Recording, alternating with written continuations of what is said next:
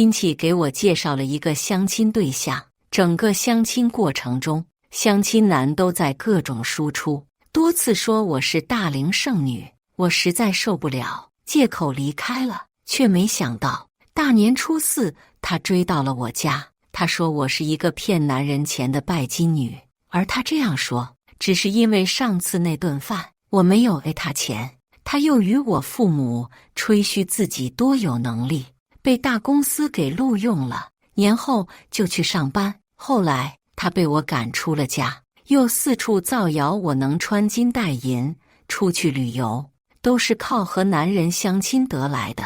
年后回去，我在公司楼下遇到了他，他竟是我公司的员工。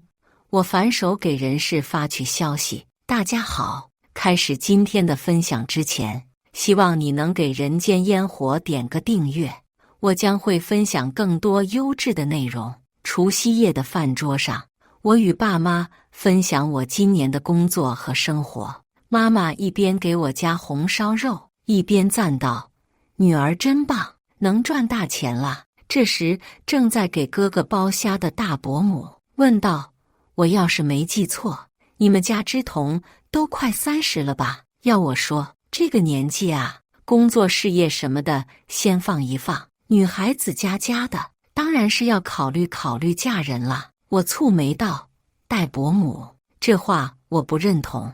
没等我说完，大嗓门儿的大伯母直接道：对了，我这里有个小伙子很不错，你们可以见面聊聊。说着，他就从手机里找到照片给我爸妈看，絮絮叨叨和我爸妈说了一大堆这个男人有多好。这就是我逢年过节回家最怕的一件事。一顿饭下来，我爸妈真的被说动了，他们也劝我道：要不去看看，不好的话就罢了。戴伯母乐道：是啊，我都跟那个小伙子的妈妈说定了，知同你要是不去的话，可不是驳了大伯母我的面子。我不愿再听他们唠叨，只能妥协了，因为我知道如果我不去，那这个除夕夜就会成为我到现在还不结婚的批斗大会。大年初二，我就去了大伯母告诉我的那家餐厅，一进去就按着照片看见了他给我介绍的这个男人。男人一身西装，身姿挺拔地坐在那里。见到他的初印象，我觉得还不错，直到他看见我后，抬头一笑：你好，我叫江林淌，玉树临风的林，风流倜傥的淌。听到这里，我顿感不妙，强颜欢笑道：你好，宋之彤。他保持微笑：我是985毕业的硕士海归，我的月薪都是5位数，刚从上一家公司离职。不过不是他们开除我，而是我主动离职，因为我不喜欢他们的公司文化。我的脑袋嗡的一声，这次相亲绝对是场硬战。果不其然，他说了好久，无一不是在向我炫耀和吹牛。不仅如此，在这中间，他还多次向我进行跌位说教，一副高高在上的懂王模样。我听得头都大了。突然他又看向我，意味深长道：你呢？我打量了一番他的身高，故意道：我不喜欢个子矮的，没有1.8米的我不要，只有1.7米出头的江林淌。笑容僵硬：男人能不能给你安全感，不是看身高的，你知道吗？你要看他的阅历和担当，你看人不能太肤浅。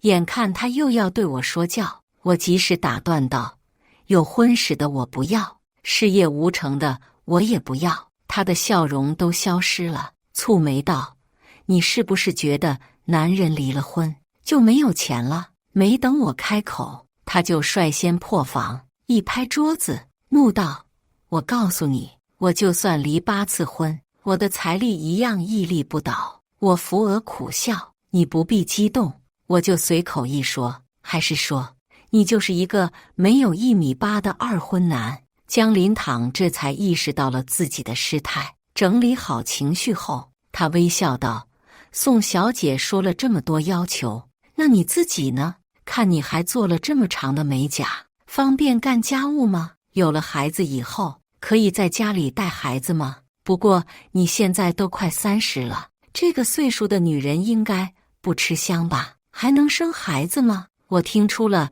他字里行间的意思，不禁疑惑道：你不是也30了吗？还能有孩子吗？精子质量应该不太好了吧？他开口就要反驳，我直截了当道：大过年的，我还是图个吉利，不想在外面招晦气，我先走了。他瞪着双眼，直接上手拉住了我的手，还没聊完呢，你怎么能走？我们最讲究的礼仪。我看着他不知分寸伸过来的猪蹄，烦躁的挣脱开，没好气的打断他的说教：那我去上个厕所总可以吧？他这才点了点头。我无语凝噎，翻了个白眼儿，就直接逃离了这个餐厅。回去以后，我就告诉了父母，这男的不行，也转告了戴伯母，我和他不合适。本以为这场无厘头的相亲可以就此结束，谁想到大年初4，这个名叫江灵躺的相亲男竟然找到了我家里来。大年初4这天，鞭炮声和一个男人的嚷嚷声一起在我家门口响起。我看他这嗓门这气势，应该不用鞭炮就能把年兽吓跑吧。他扯着嗓子喊道：宋之彤就是一个骗男人钱的拜金女，引得街坊邻居纷纷出来围观。我爸妈不明所以，蹙眉走了出来：你是谁啊？大过年的你瞎嚷嚷什么呢？我一出来看见竟然是那个爹味极重的相亲男，我的怒火噌一下上来了。我怒道：你怎么知道我家住哪里的？你跟踪狂吗？谁曾想到大伯母走了出来，她憨笑道：哎呦，之彤你别生气，是我把地址告诉他的。这小伙子看着挺上心的，还问我要你家地址，我以为他是来给你家拜年的呢。我爸爸不满道：你怎么能不经过我们允许就把地址给别人呢？你看看这大过年的叫什么事啊？大伯母嘴一撇：我好心给你们女儿介绍对象，现在倒成了我的不是了。而江林躺对着街坊邻居又开始说大话了：我们传统意义上的好女人是要勤俭持家，贤妻良母，可这家的女儿却完全不是这样。我怒吼道：你再在那里造谣我，信不信我报警？爸妈实在受不了被众人围观，直接让江林躺进了屋子，让街坊邻居都散了，别看热闹了。一进屋，江林躺就走到我面前，严肃道：我这可是有理有据的，不是口说无凭的。说着，他就掏出了手机，打开了一个支付出去256元的页面。上次相亲，你假装上厕所逃单，这个钱都是我付的，我们应该一人一半，你应该给我128元。说了半天，竟然是为了这个。我怒极反笑道：你真够寒碜的，100块钱追到我家来了。江林躺却脸不红心不跳地说道：你以为我只是为了这个钱吗？我是想让你知道，你们现在不是追求男女平等吗？那就该和我一钱。我不想再听他这些毫无逻辑的话术，烦躁道：行了，打开收款码，我现在就给你转300，你从我家滚出去。大伯母却拉着江林躺说道：这小伙子相貌堂堂啊，之彤，你怎么就看不上呢？要求不能太高，知不知道？江林躺收下了我的钱，却丝毫没有要走的意思，他直接坐了下来，与我家里的人吹嘘了起来：之彤他人不坏，就是如大婶你所说的，要求太高。我不解道：我自己1.75米，我想找个1.8米以上的怎么了？我无婚史，事业有成，想找个这样的又怎么了？大伯母立马不乐意了，撇嘴道：哎呦，你一个女人何必活得像个男人呢？江林躺却抓住了我话语间的另一点，疑惑道：之彤你是干什么工作的？没等我开口，戴伯母抢答道：哎呦，他不过就是在大城市里捣鼓玩具的。江林堂扑哧一声笑了出来。志同一说话，老天就发笑。你是不是没有理解事业有成这4个字的意思？可不是有份工作就叫事业有成。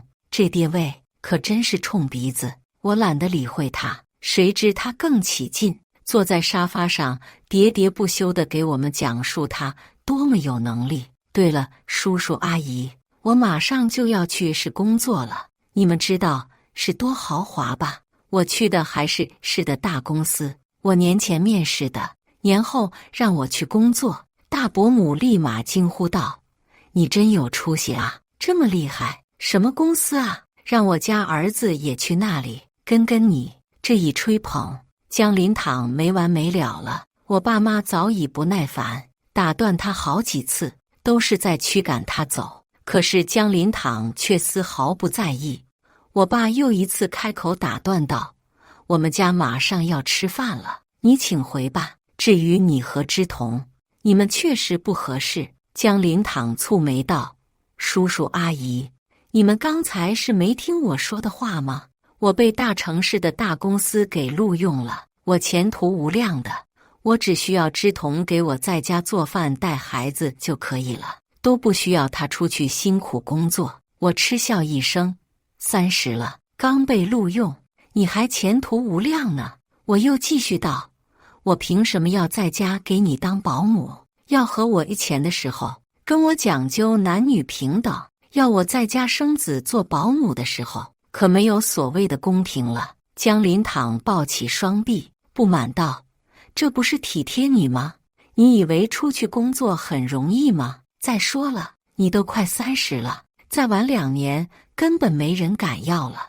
我就是看我们俩挺投缘的，毕竟我这个条件完全可以找一个比你年轻的，因为男人30正是成熟稳重的年纪。”我冷笑一声，抬手就向他脚边甩去几个东西，下一秒他的脚边就噼里啪啦地响起来了。他被吓得直接从沙发上弹了起来，连连向后退去，却被地上的皮球给绊了一跤，摔得四仰八叉。这是刚才从小侄子手上拿来的摔炮。小侄子拿走皮球，与我一起嘲笑他，我们放声大笑，引得我家里人都忍不住笑了起来。他兴许是觉得颜面扫地，这才从我家跑出去了。接下来的几天，江林堂没有来我家了，但是他多次请求添加我的好友，全被我拒绝了。本以为这样就可以让他滚出我的生活了，却没想到接下来的几天，我总是在我家附近遇到他。他不是拉着隔壁李婶说话，就是在和对面的黄姨谈笑，搞得我一头雾水。直到年过完，我离家去世后，才收到了爸妈打来的电话。爸爸急得破口大骂：“那个小兔崽子，这2天竟然跑到网上造你的谣！”他拿着他发到网上的那些话给街坊邻居看，他们年纪大不懂，只以为能在手机上发出来的都是真新闻，全都信了。妈妈边哭边说：“怎么办啊？我们之同的名声都毁了啊！以后可怎么办啊？”我揉着太阳穴，安慰道：“没事的，爸妈，你们先别着急，交给我来处理。造谣，我找律师就是了。”挂断电话后，我就点开了爸爸发给我的江林堂造谣我的那条帖子。他发了这样一句话：“相亲避雷，宋之同，28岁，樊城人。他穿金戴银，四处旅游，都是靠和男人相亲骗来的。配图是我的出去旅游的照片，还有一些日常生活照，不用想也知道是大伯母发给他的。”看着他对我的胡编乱造，一股怒火涌上心头。这个江林堂就像块狗皮膏药一样，过年的时候沾上了我，到现在都甩不掉。底下的评论众说纷纭，这种我一看面相就知道是个捞女。不过不看年纪，她这个身材长相能捞到这些也挺正常的，不是你们有病吧？女人就不能靠自己赚钱吗？人家跟她相亲过，见过，了解过，才知道她是拜金女的。楼上的你认识这女的吗？你就说。我将这个发给了律师，也将情况告知了他。处理完这些之后，我从车内出来，往公司楼里走去。谁想到我还没走进公司呢，就遇到了江林堂。本就因他而生的怒火，在这时候一下子爆发了。我正要怒吼，却没想到被他抢先开口了。他一边理自己的领带，一边蹙眉道：“好你个捞女！”嘴上说着瞧不起我，竟然偷偷跟着我。我一把推开他，带着怒火开枪：“你有病是不是？为什么要跑去网上造谣我？”他却不以为然道：“谁让你不通过我好友申请的呢？你跟着我来这里干什么？我能入职这样的大公司，你能吗？”听到这里，我难以置信地问道：“你说你入职的公司是这家？”江林堂见我这个反应，脸上兴奋起来：“是啊，你现在知道后悔了，是不是看我有大好前景？你这个拜金女就要跟我好了？可你根本就不知道能入职这家公司需要我的多少努力。”我没有再听他说这些废话，反手给人事发去消息。我之所以这么惊讶，是因为这家公司是我的。戴伯母说我捣鼓玩具也没错，因为我开的正是一家潮玩公司，我怎么能让这种人进我的公司呢？我给人事发完消息，没有理会他，径直走进公司里。他还在我后面喊叫：“你去哪里啊？那可是方总的办公室，岂是你说进就进的？”砰！回答他的是我的关门声。不怪江林堂会认为这是方怀川的办公室，因为年前我去国外旅游，把公司交给了方怀川打理，所以江林堂来面试的时候，看到这个办公室里坐着的是方怀川，他也就觉得这家公司的老板是方怀川。坐在沙发上的方怀川笑道：“怎么了？这是怎么怒气冲冲的？”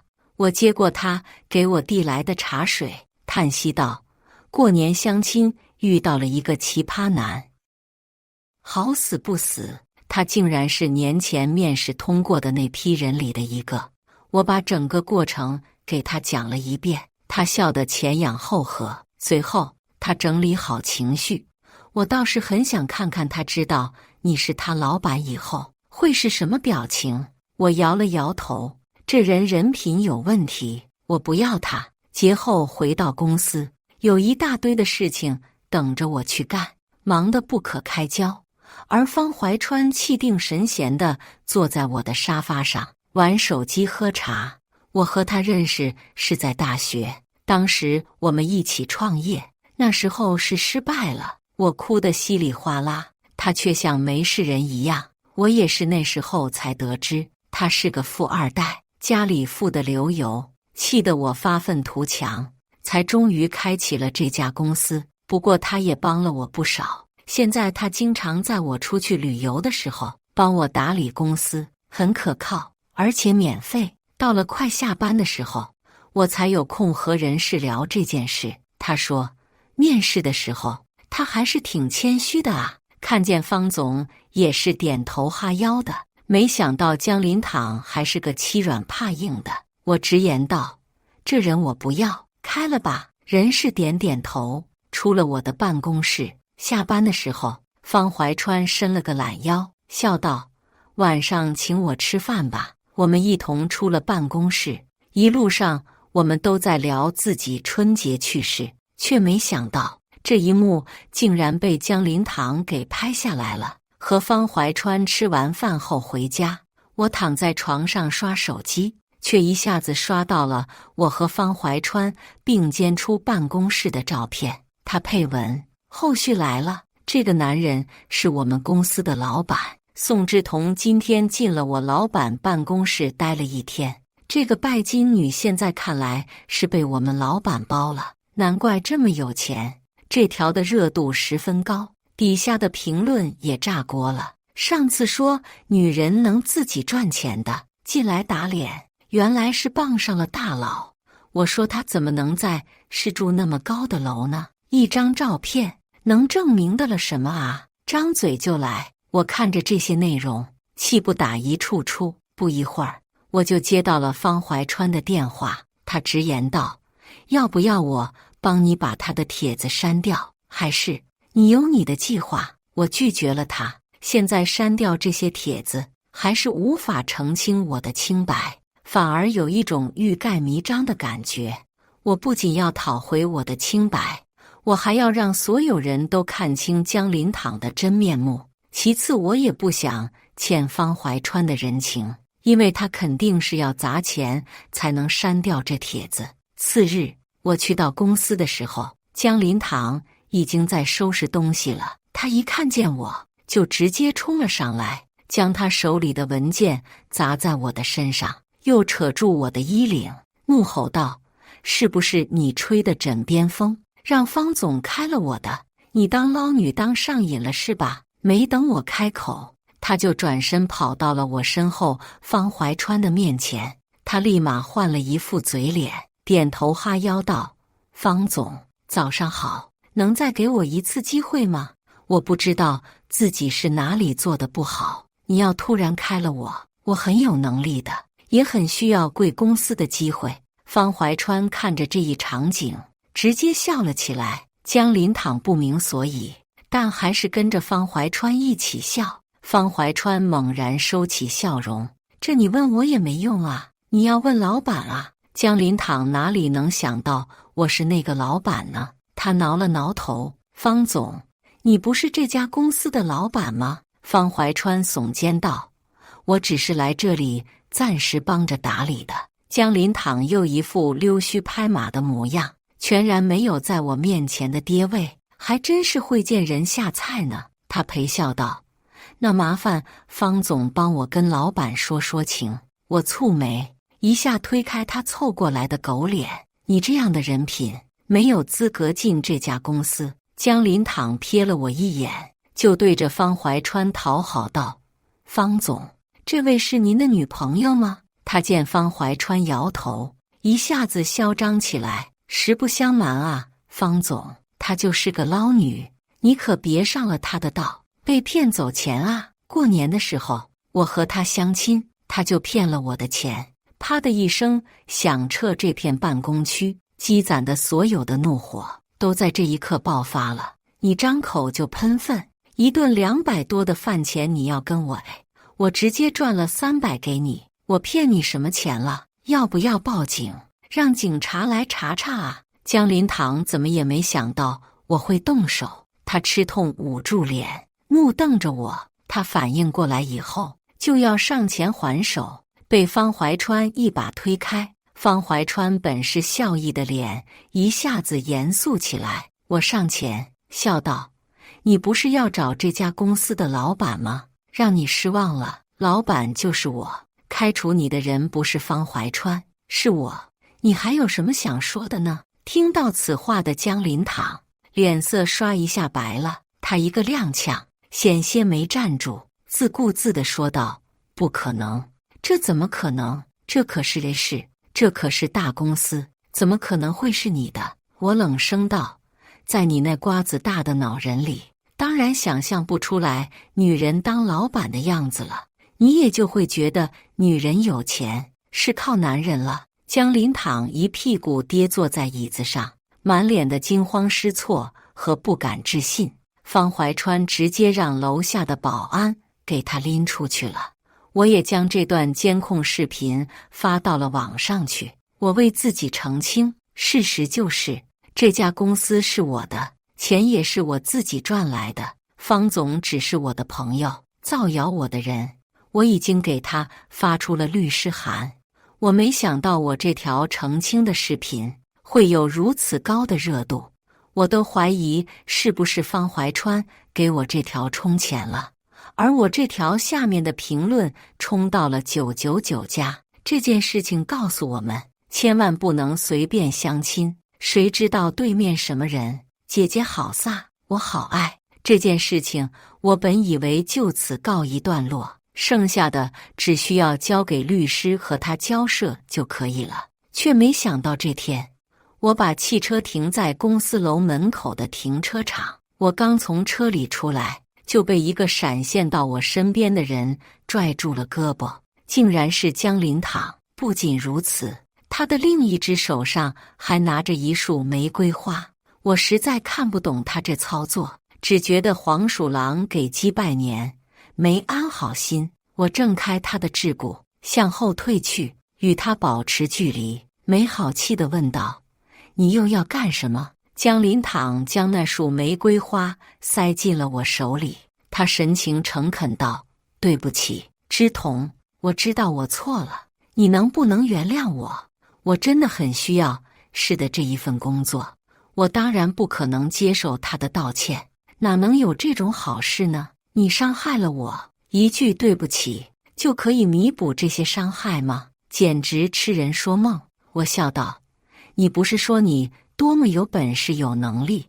你哪里差我这里的一份工作？是这么大，哪里不能是你的容身之处？”江林堂与我诉苦道：“可是找工作要时间啊，而且现在大环境不好，找一份好工作非常难，更何况我现在也需要钱在这里生存下去。”我撇开眼，冷笑道：“可是这跟我又有什么关系呢？更何况你不是离8次婚，财力都屹立不倒吗？你这才离过1次，怎么就倒了啊？”是的，江林堂离过1次婚，这也是我前不久才知道的。还是人事给我看他的个人信息，我才得知的。大伯母给我介绍之前，根本没有告诉过我这一点。江林堂皱眉道：“自从你上次在网上曝光了我，哪家公司敢用我？”我撇嘴道：“我也不敢用你。海归硕士，架子好大啊！”我上次不仅澄清了自己，还将江林堂的真面目发了出来，他的海外学历作假，以及江林堂之前被行政拘留过的事情也被我爆出来了。虽然他那次行政拘留没有留案底，但是现在被我发在网上以后，应该没有哪个大公司会想用这种人吧？还是方怀川帮我调查清楚了这个人。江林堂的行政拘留是因为家暴，这也是他后来为什么会离婚的原因。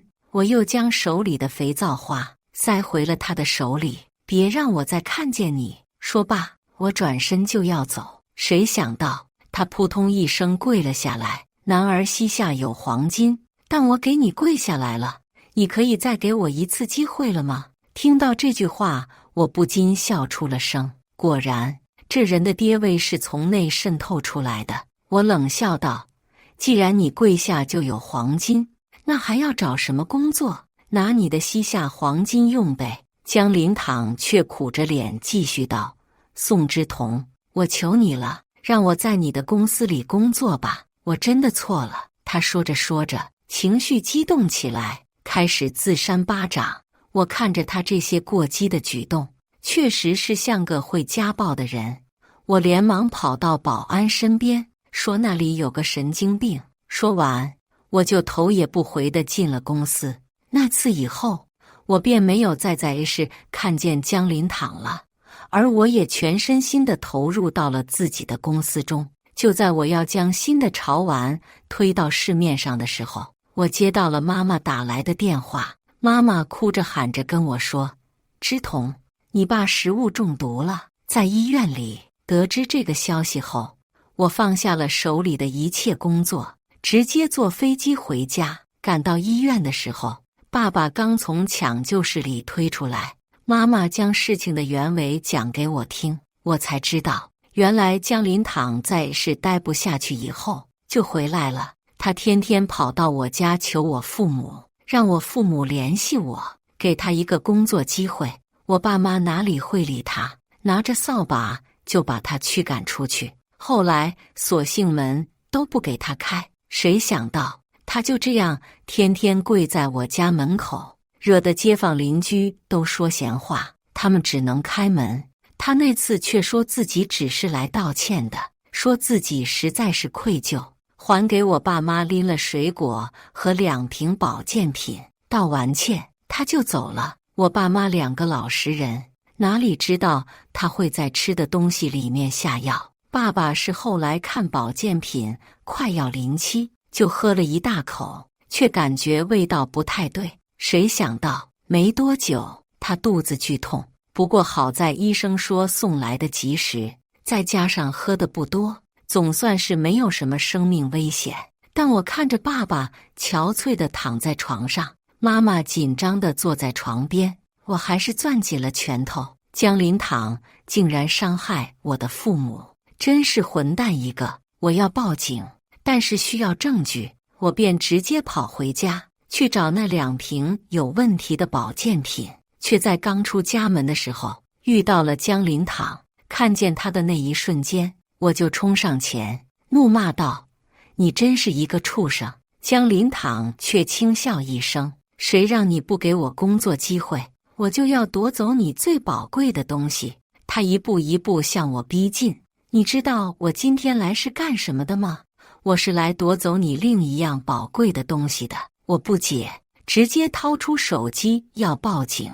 谁想到他直接将我的手机拍开，一下子拽住我的胳膊，十分用力，拽得我生疼。任凭我如何挣扎，他都没有松开。他直接拽着我回到了我家，一把将我摔到床上。他双眼猩红：“你不是什么都靠自己的女强人吗？你不是高高在上，看不上我这种没有1.8米，又有婚史，又事业无成的男人吗？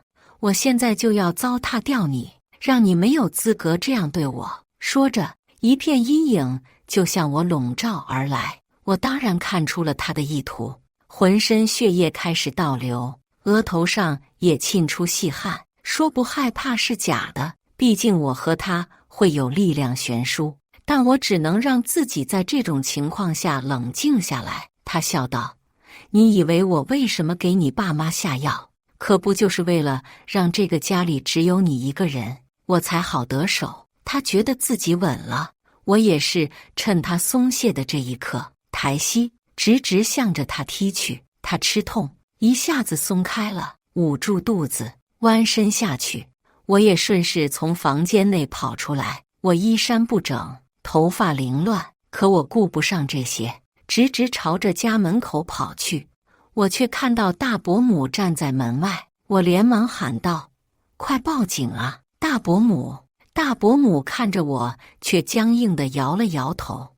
我还当是自己看错了，直到我跑到他面前，我看清楚了他脸上的纠结和犹豫，还有身后江林堂逼近的脚步声以及他的怒骂声。我猛然反应过来了，这不对，江林堂怎么会知道我会在今天的这个时候从医院回到家里呢？他不可能会知道，但是大伯母可以知道，他一个电话打给我妈妈就可以知道。一个我不敢相信的想法浮现到我的脑海里，大伯母和江林堂是一伙的，可是这是为什么？江林堂站在我身后，讥笑道：“你倒是跑啊！你以为你大伯母为什么会把你的什么信息都告诉我呢？”此时我已经一身冷汗。江林堂凑到我耳边笑道：“因为他收了我的钱。”我倏然转头看向大伯母，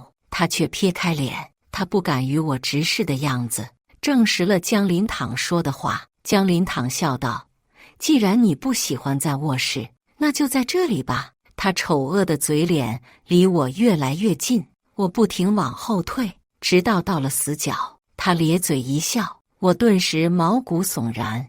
眼看他就要抓住我的时候，耳边响起了警笛声。很快2个警察冲进来，将江林堂一把制服在地。他难以置信地抬眼看向我：“你竟然提前报警了！”不是我报的警，是方怀川。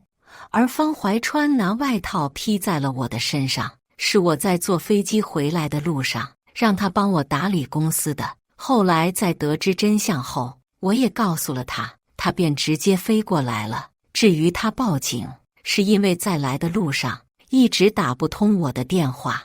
他还打电话给了我妈妈，妈妈说我回家了，他觉得不对劲，所以就直接报警了。江林堂脸色铁青，麻木地喊道：为什么？为什么我会落到这种下场？我看向他，冷声道：咎由自取。江林堂却摇头，才不是这样的，我这么优秀，怎么可能会落到这种下场？任凭他如何不愿相信，还是被警察带进了警车。直到这一刻，他才落下了眼泪。我不知道这眼泪是后悔自己的行为，还是悔恨自己为什么会被抓到。江林堂因下药故意伤人、强奸未遂以及恶意造谣等行为被捕，而大伯母也是后来在警察了解到情况后也被带走了，因为他私下做了一些不合法的交易。我得知以后更是瞠目结舌，原来把我的信息卖给江林堂还不算什么，他曾经假借相亲，私下收了男方的钱，男方在相亲中给女方下迷药，大伯母为了钱成了这些事情的帮凶。从那以后，我再也没有见到过这两个人，我家从此再也不和大伯母一家有任何来往了。我直接将父母接到了这市，让他们住在了我身边，而我的公司也因此蒸蒸日上。因为上次欠了方怀川人情，我便直接给了他一小部分的股份。他笑道：哟，没给你白打理公司啊。他与我揶揄了几句后，又突然问道：对了，你之前说江林堂说教很严重，这怎么定义啊？我好怕我哪天也染上这臭毛病，耽误我找女朋友。我笑得停不下来。有没有可能你找不到女朋友是因为你是个花花公子？他撇撇嘴走开了。正常的说教没有错，可是他将自己摆在一个很高的位置上，以一个上位者的姿态在与别人对话，这不是说教的问题，是这个人打心底里就不尊重面前的人的问题。这不公平，也不合理，任何人都不该不尊重、瞧不起任何人。我们生来平等，学会尊重别人，也是尊重自己。以上就是今天分享的故事，大家有什么想说的、想吐槽的，欢迎在下方评论交流。也更希望能给人间烟火点个订阅，我将会分享更多优质的故事内容。